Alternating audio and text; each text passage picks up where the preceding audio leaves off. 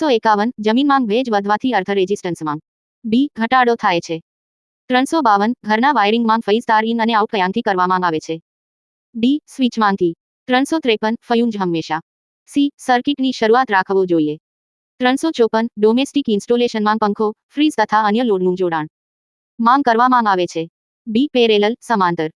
355 wiring ઇન્સ્ટોલેશનમાં leakage current ના કારણે વહે છે. બી ઇન્સ્યુલેટર ફેલ્યુઅર. 356 11,000/415 વોલ્ટ 200 કે વી એ ટ્રાન્સફોર્મરમાં આઉટપુટ કરંટ 55 એમ્પિયર છે તો ઇનપુટ કરંટ કેટલા એમ્પિયર હશે? બી 2.07 એમ્પિયર. 357 બ્રીધર માંગ હોય છે. C silica jail. 358 સબસ્ટેશનમાં જોવા ન મળે.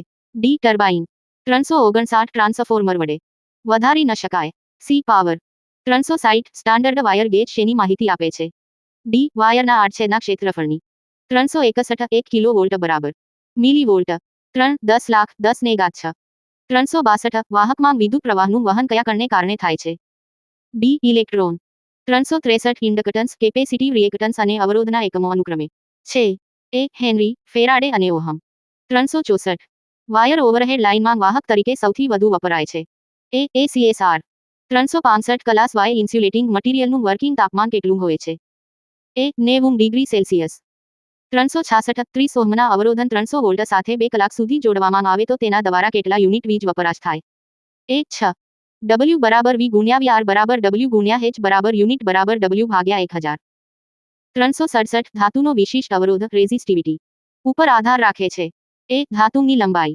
બી ધાતુના આડછેદના ક્ષેત્રફળ. ડી અ અને બ. 368 કોઈપણ નેટવર્કમાં નોડ પરના વીજપ્રવાહનો બીજગણિતીય સરવાળો શૂન્ય થાય છે. અવિધાન કયો નિયમ દર્શાવે છે?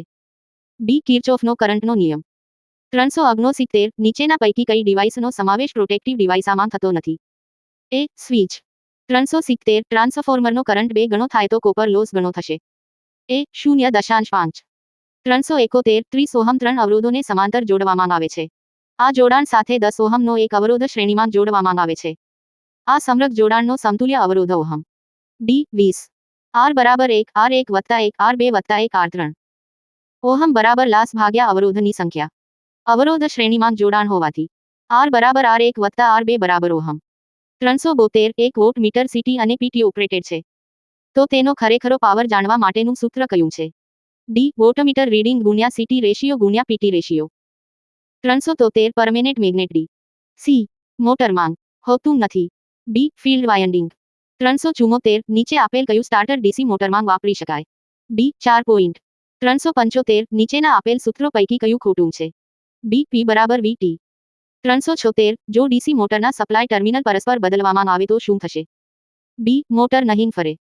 377 હાઉસ વાયરિંગમાં અર્થ લીકેજ સામે કઈ ડિવાઇસ પ્રોટેક્શન આપે છે? C ELCB. 378 ફ્યુઝ રેટિંગ માંગ હોય છે. એ કરંટ એમ્પિયર. 379 કેપેસિટરનું કેપેસિટન્સ પર આધાર રાખતો નથી. ડી ડાઈ ઇલેક્ટ્રિકના પ્રકાર. 380 નીચેના આપેલ સૂત્રો પૈકી કયું ખોટું છે? ડી કોસો બરાબર પીએસ. 381 જો ફ્રીક્વન્સી બમણી કરવામાં આવે તો આપેલ કેપેસિટન્સનો રિએક્ટન્સ થાય. બી બમણો. 382 થી ફેઝ ડેલ્ટા કનેક્શન માટે કયું સૂત્ર સાચું છે? એ ઈલ બરાબર ઇફ. 383 પ્લેટ કે પાઇપિંગમાં અર્થ ઇલેક્ટ્રોડની આજુબાજુ ભેજ જળવાઈ રહે તે માટે શું નાખવામાં આવે છે? બી કોલસો અને મીઠું bentonite powder.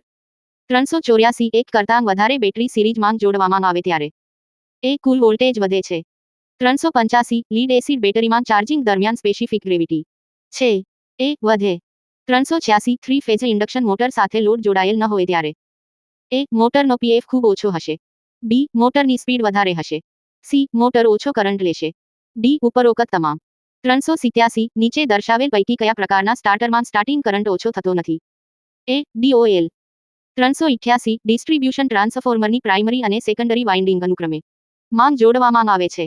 D delta star.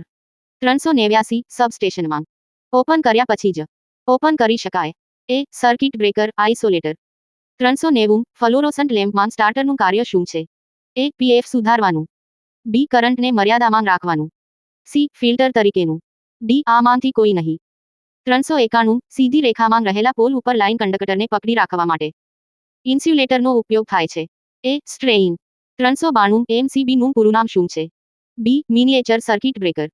393 ડાયોડનો forward બાયસમાં અવરોધ ઓહમની નજીક હોય છે.